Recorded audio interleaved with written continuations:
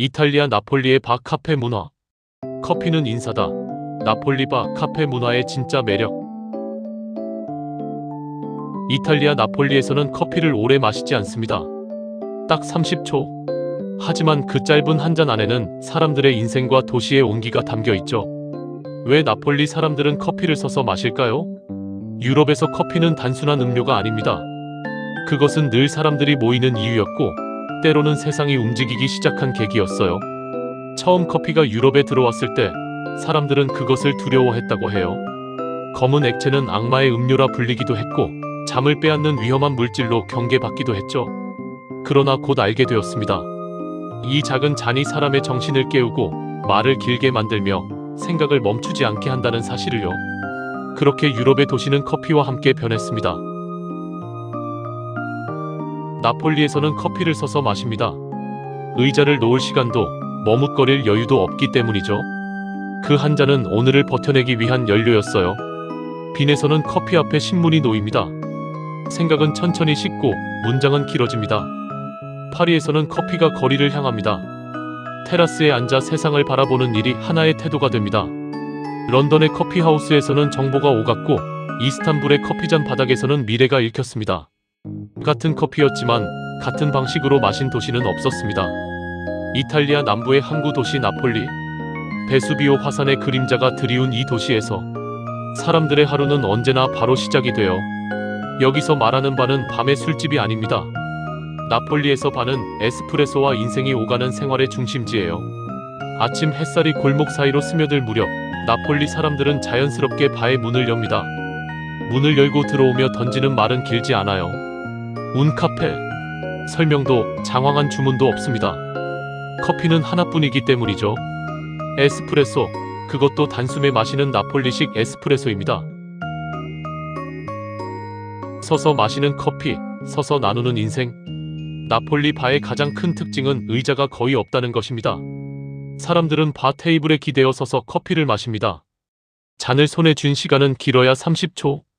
하지만 그 짧은 순간의 날씨 이야기, 축구 이야기, 동네 소문이 빠르게 오갑니다.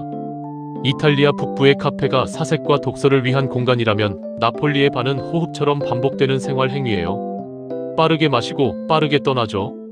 그 속도는 시끄럽고 정겹고 조금은 무질서한 도시의 리듬과 닮아 있습니다. 나폴리 에스프레소의 비밀. 나폴리 커피는 진합니다. 아주 진해요. 흔히 남부로 갈수록 커피는 강해진다고 말하는데, 나폴리는 그 정점에 있습니다. 깊게 볶은 다크 로스팅 원두, 묵직한 바디감, 혀에 남는 쌉싸름한 여운. 설탕을 넣지 않으면 다소 거칠게 느껴질 수도 있어요. 그래서인지 나폴리 사람들은 설탕을 주저하지 않습니다. 에스프레소에 설탕을 한 스푼, 때로는 2스푼까지 넣죠. 단맛은 커피의 품질을 가리는 것이 아니라 삶의 쓴맛과 균형을 맞추는 장치처럼 보이죠. 미뤄두는 커피, 카페 소스페소. 나폴리 바 문화에서 빼놓을 수 없는 전통이 있어요. 바로 카페 소스페소입니다. 직역하면 보류된 커피.